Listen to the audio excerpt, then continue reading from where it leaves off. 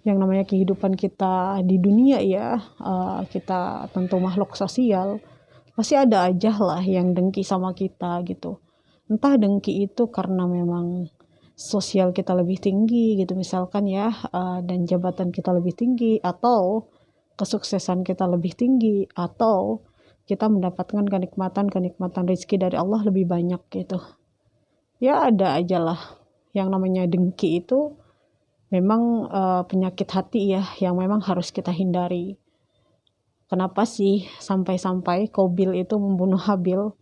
Ya pertamanya adalah sebab daripada dengki. Kenapa? Karena kurbannya Qabil itu tidak diterima, sehingga dia membunuh Habil, kan begitu. Makanya kalau dengki ini tidak direm gitu kan, bahkan diterusin, bahkan semakin berkembang, maka akan menjadi binasa gitu. Binasa untuk dirinya khususnya ya, yang punya rasa dengki. Kenapa? Karena dengan kedengkiannya itu akan membinasakan dirinya seperti Qabil. Karena kedengkiannya Allah mengharamkan dia masuk ke dalam surga. Makanya Nabi menyampaikan kepada kita umatnya, dua dengki atau dua iri yang diperbolehkan oleh Nabi SAW.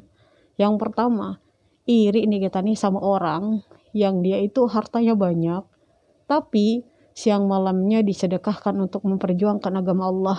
Kita iri. Jadi bagaimana caranya kita juga memiliki harta banyak biar kita bisa bersedekah gitu.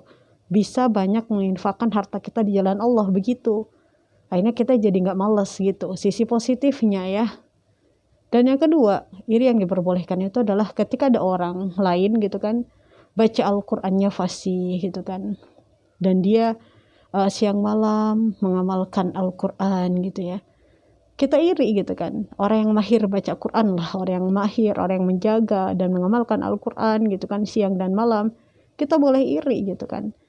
Maka dari itu kita jadi meningkatkan gitu kualitas kita betul-betul bersungguh-sungguh untuk bisa menjadi orang yang mahir baca Al-Quran, menjaga Al-Quran dan mengamalkan Al-Quran. Ya namanya kehidupan sosial ya, entah itu di lingkungan kerja, di lingkungan sekolah ya, bahkan ya dunia pendidikan pun ya pasti ada yang dengki. Ya makanya gitu kan, ketika kita memiliki rasa dengki ya, iri kepada seseorang, maka kita harus rem. Ingat, dengki atau iri itu tidak boleh gitu ya, dan dalam Islam itu dilarang. Justru kalau kita membiarkan rasa dengki kepada orang lain yang di luar daripada dua hal tadi, maka akan membinasakan kita gitu ya. Jadi kita tetap berhati-hati sih gitu kan. Kita berdoa terus sama Allah, bahkan di dalam Quran surat Al-Falaq ya, Allah memerintahkan kita untuk berdoa kepada Allah, berlindung kepada Allah. Bismillahirrahmanirrahim. Qul a'udzu birabbil falaq. Aku berlindung pada Allah yang memelihara subuh. Min syarri ma khalaq. Dari kejahatan makhluknya. Wa min syarri ghasikin idza waqab. Wa min syarri naffasati fil uqad. Dan dari kejahatan malam apabila telah gelap gulita. Dan dari kejahatan wanita tukang sihir yang menghembus buhul-buhul. Wa min syarri hasidin idza hasad. Dan dari kejahatan orang yang dengki apabila ia dengki.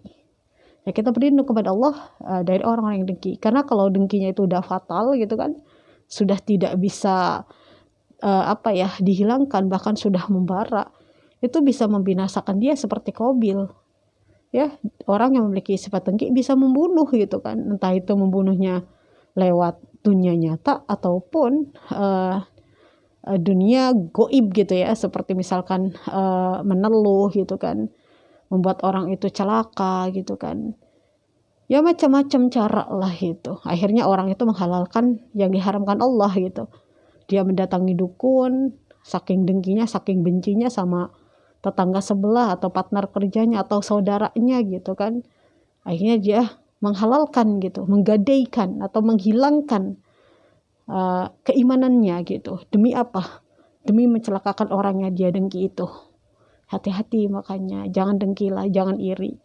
Lagian rugi, itu juga penyakit hati gitu.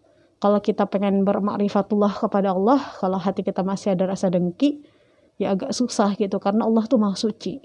Jadi kalau kita pengen mendekati Allah gitu kan, maka ya hati kita juga terus belajar, terus mencoba, berupaya untuk betul-betul membersihkan hati kita gitu, dengan memperbanyak mengingat Allah, memperbanyak amalan sunnah gitu kan, memohon kepada Allah agar dijaga hati kita gitu ya. Karena pada dasarnya ya yang bolak-balikan hati kita adalah Allah. Ya muqallibal qulub, sabit qalbi ala dinik.